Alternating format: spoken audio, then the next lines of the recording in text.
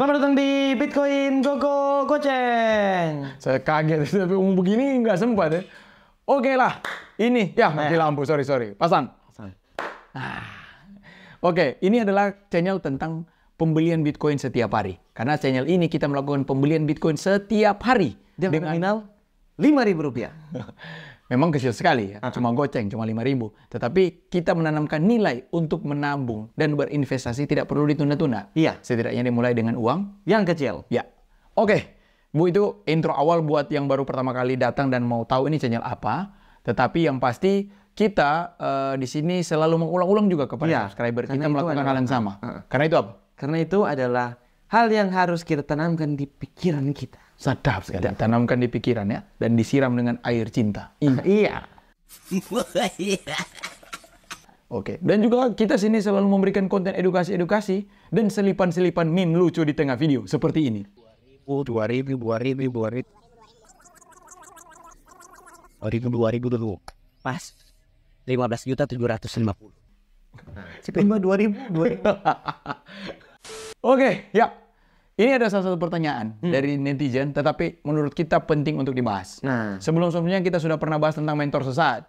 Sebelum-sebelumnya kita sudah bahas tentang perbedaan spot dan futures. Iya. Jadi kalau yang komentar-komentar di bawah, Bang bikin perbedaan, sudah ada. Iya. Cari ya, makanya nonton semua channel kita, subscribe channel kita. Baru itu ada juga kita sudah bikin ini tentang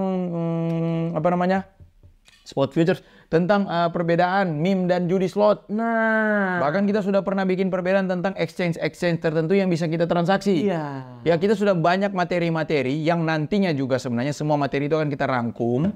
Khusus untuk pemula juga, itu nanti ada di community development nanti kita ya. Di community yang akan kita buat. Iya. Community class yang kita buat ya. Itu ada untuk pemula, ada lah di situ. Iya. Bebas modul-modulnya. Nah, dan komunitas.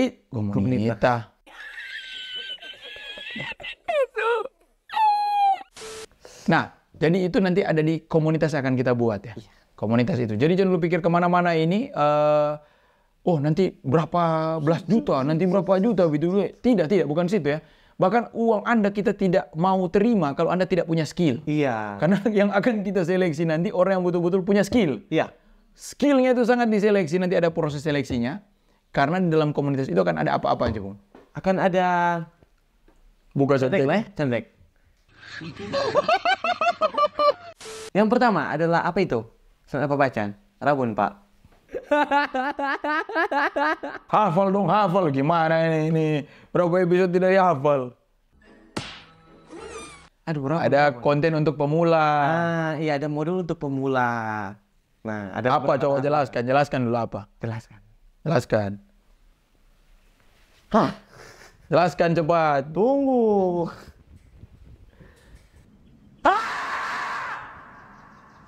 Nah, yang pemula itu ada beberapa modul yang dimana di situ hanya menggunakan bahasa-bahasa yang simpel dan mudah dimengerti. Oke.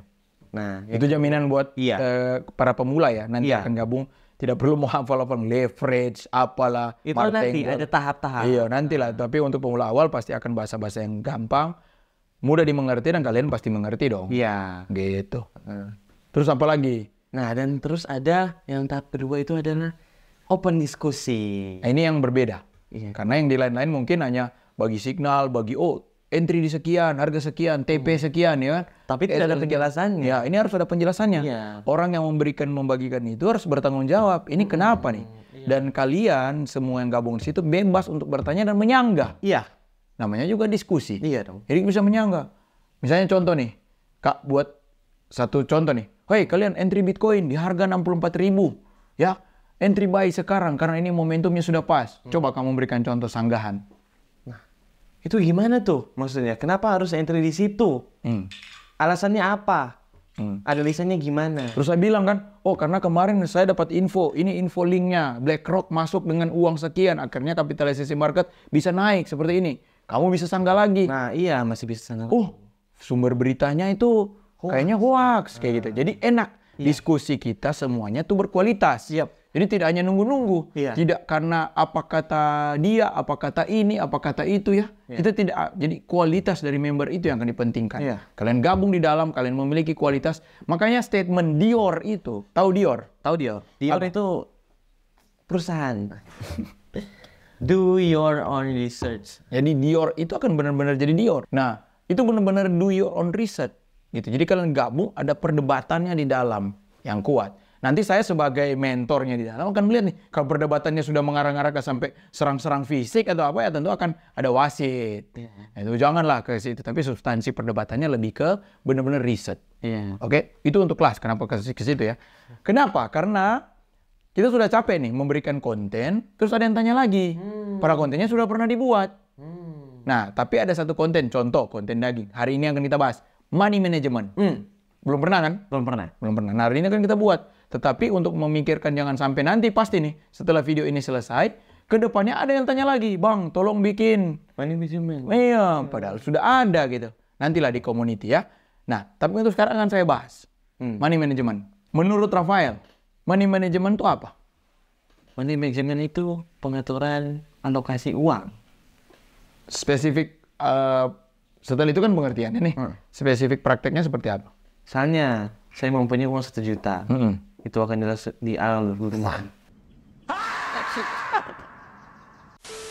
itu akan dialokasikan misalnya 500.000 untuk makan, untuk kebutuhan sehari-hari. 500.000 buat investasi. Tapi saya juga masih bingung ya apa itu benar apa gimana. Mungkin beberapa orang yang bertanya soal hal itu masih bingung cara mengatur uangnya gimana supaya tidak ada yang kelebihan, kebanyakan, yaitu harus pas. Oke. Jadi begini, pertama ya dari segi pengertian, money management yang dalam artian di sini termasuk pertanyaan netizen itu adalah money management dalam trading atau investasi. Nah, kalau yang tadi mungkin lebih ke arah money management secara kehidupan. Iya. Ya, jadi total misalnya pendapatan gaji kalian contoh 1 juta, kalian sisihkan nih misalnya 30% uang zakat nih. Ya kan, sering memberikan uang zakat atau tidak? Nah, ya kan juga by the way, Bung, ada juga komen yang bertanya soal hal seperti ini, bukan hanya komen yang dikatakan Bung tadi ya. Jadi makanya saya mengambil secara luas. Oke. Nah, jadi contoh tadi uang 1 juta, kembali dulu ya tadi ya. Uang 1 juta, contoh 30%-nya uang zakat nih misalnya kan. Terus ada 70% yang berarti sekitar 700.000. 700.000 dipakai buat makan apa segala macam, masih ada sisihkan lagi misalnya. Untuk melakukan investasi itu sekitaran 10-20% misalnya. Berarti ada 100 atau 200.000. Nah, dari katakanlah gampang 100.000 lah ya. 10% alokasikan untuk trading investasi. Dari 100.000 itu pada saat masuk ke market itu dibagi lagi. Jadi jangan 100.000 total, pasang meme coin. Wah, Shiba. ada tuh Bung ya. All in Shiba gitu. Ada tuh Bung yang beli 2 koin sekaligus 50% dari portofolionya. Dan meme semua lagi. Waduh, iya, dan meme semua. Jangan gitu. Jadi dibagi lagi dari 100.000 dialokasi di 70% di aset yang lebih kalem, lebih konservatif, 30% yang lebih resiko. Ya. Kayak gini-gini sebenarnya udah banyak ya. Kalimat Sada pun pernah bikin cara mengalokasikan naratif-naratif dengan market cap. Nanti di kelas lah kita bahas detailnya. Tapi begini, contoh uang 100.000 tadi, 30% kalian alokasikan di misalnya meme coin, 70% di stable. Stable artinya jadi dialokasikan dengan tadi di-cut karena ada bocil ya. Dialokasikan sesuai peta risiko. Contoh misalnya saya nih secara pribadi ini benar-benar real yang saya lakukan. Ya saya lakukan secara pribadi real. Bocil ya. Bocil. Oke. Saya secara pribadi nih realnya. Pada saat dapat uang lebih, paling besar tuh dalam ranah investasi nih. Paling besar tuh akan masuk ke saham. Minta maaf ya, saya bukan anti saham. Minta maaf, walaupun channel ini tentang kripto, saya kan ke saham. Khususnya saham juga dipilih. Juga ke saham masuk ke saham yang gorengan gitu ya. Saham yang misalnya BCA, BBRI, yang benar-benar stable saham lah ibaratnya, bahasa gampangnya. Jadi saham itu dipilih lagi. Nah ada juga saham-saham goreng kayak Goto, itu kan udah goreng banget. Jadi di saham pun saya bagi. Terus ke kripto saya bagi juga. Sebagian besar itu di Bitcoin, Ethereum. Sebagian kecil masuk ke meme dan juga altcoin. Jadi itu dibagi-bagi. Money managementnya adalah dibagi berdasarkan peta resiko. Detail spesifik berbagi nanti di community class. Tetapi yang pasti cara aplikasi adalah dari pas terima uang, sisihkan kecil untuk investasi. Saya sampai keringetan lagi jelaskannya.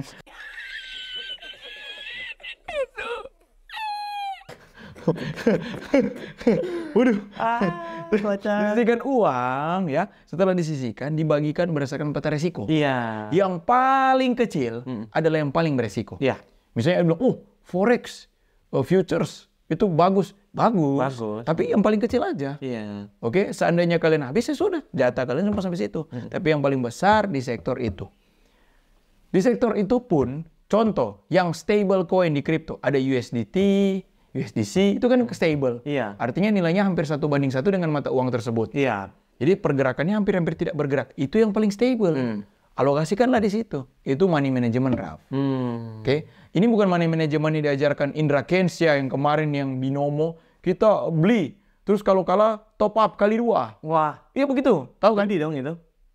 Bukan judi. Cara belinya dia double-double. Iya. Kalau kalah dikali 2. Nanti kali 2 gitu-gitu. Itu bukan money management. Iya. Itu judi manajemen. Nah, iya, maksudnya itu mental judi. Iya, mental Jadi judi. kan ada tuh yang, wih kalah, terus top up, siapa tahu. Nah, Itu tidak pernah terjadi ya. Itu mendingan kalau begitu kalian pelajari dari parkir 2000. Seperti ini.